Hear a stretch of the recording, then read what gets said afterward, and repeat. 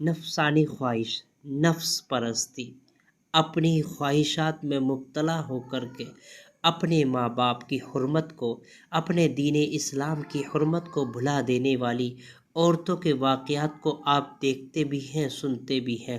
ایسے آئے دن بہت سے واقعات ہیں جو آپ کی نظروں سے گزرتے ہیں، جنہیں سن کر کے، جن کو دیکھ کر کے آپ کے جسموں میں جھرجھری سی آ جاتی ہے، ایک کپ کپی سی آ جاتی ہے، ایک لرزہ آ جاتا ہے۔ ایسے ہی ایک سچا واقعہ آپ کو میں سنانے کے لیے جا رہا ہوں، جس نے نفس پرستی کی خاطر اپنے باپ کو قتل کروا دیا تھا، جس نے نفس کی خواہش کی وجہ سے اپنے ملک کو برباد کر دیا تھا۔ حضرت سیدنا عبداللہ بن مسلم سے نقل ہے کہ جب اردشیر نامی بادشاہ نے اپنی حکومت کو مضبوط کر لیا تو چھوٹے چھوٹے بادشاہوں نے اس کے تابع رہنے کا اقرار کر لیا۔ اب اس کی نظر سلطنت سریانیہ پر تھی، یہ بڑا ملک تھا۔ چنانچہ اردشیر نے اس پر چڑھائی کر دی۔ وہاں کا بادشاہ ایک قلعے میں جا کر کے محصور ہو گیا، قلعہ بند ہو گیا۔ اردشیر نے شہر کا محاصرہ کر لیا، اس کو چاروں طرف سے گھیر لیا۔ کافی وقت گزرنے کے باوجود شہر فتح نہیں ہو رہا تھا، اس میں اسے کامیابی نہیں مل رہی تھی۔ ایک دن بادشاہ کی بیٹی قلعے کی دیوار پر چڑھی، اس کی نظر اردشیر پر پڑی۔ اس کی مردانی وجاہت، خوبصورتی دیکھ کر شہزادی نفسانی خواہش میں مبتلا ہو گئی، انوالو ہو گئی، اور ایک تیر پر یہ عبارت لکھ کر تیر اس کی جانب پھینک دیا، چلا دیا: اے حسین و جمیل بادشاہ، اگر تو مجھ سے شادی کرنے کا وعدہ کرے تو میں تجھے ایسا خفیہ راستہ بتاؤں گی کہ تھوڑی سی مشقت سے یہ شہر فتح کر لو گے۔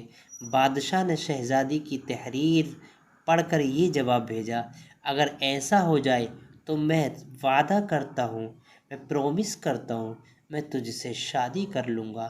شہوت کے ہاتھوں مجبور ہونے والی اس بے مروت شہزادی کے بتائے ہوئے راستے سے اردشیر نے بہت جلد شہر کو فتح کر لی، اور شہزادی کا باپ بھی، شہر کا بادشاہ، وہ بھی قتل ہو گیا۔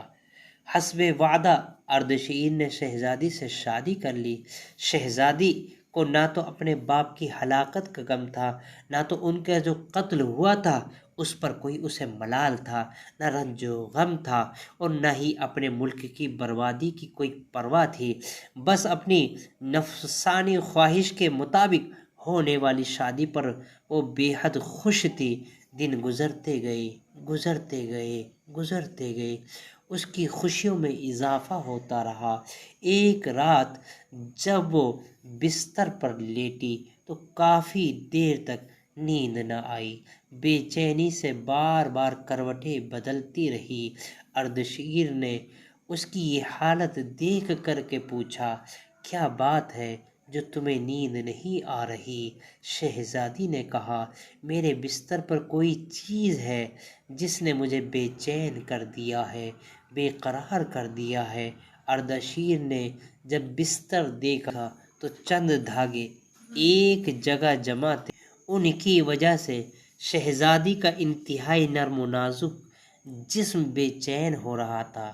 اردشیر کو اس کے جسم کی نرمی اور نزاکت پر بڑا تعجب ہوا۔ اس نے پوچھا: تمہارا باپ تمہیں کون سی غذا کھلاتا تھا جس کی وجہ سے تمہارا جسم اتنا نرم و نازک ہو گیا ہے؟ شہزادی نے کہا: میری غذا میں مکھن، ہڈیوں کا گودا، شہد اور مغز شامل ہوا کرتا تھا۔ اردشیر نے کہا: تیرے باپ کی طرح آسائش، آرام تجھے کسی نے نہ دیا ہوگا۔ تو نے اس کے احسان اور قرابت کو بھلا دیا اور اس کا اتنا برا بدلہ دیا کہ تو نے اسے قتل کروا ڈالا۔ جب تو اپنے شفیق باپ کے ساتھ بھلائی نہ کر سکی تو میں بھی اپنے آپ کو تجھ سے محفوظ نہیں سمجھتا ہوں۔ پھر اردشیر نے حکم دیا کہ اس کے بالوں کو طاقتور گھوڑے کی دم سے باندھ کر گھوڑے کو تیزی سے دوڑایا جائے۔ حکم کی تعمیل ہوئی اور چند ہی لمحوں میں اس نفس پرست شہزادی کا جسم ٹکڑے ٹکڑے ہو گیا۔ اللہ ہمیں نفسانی خواہشوں کی تباہ کاریوں سے ہمیشہ بچا کے رکھے۔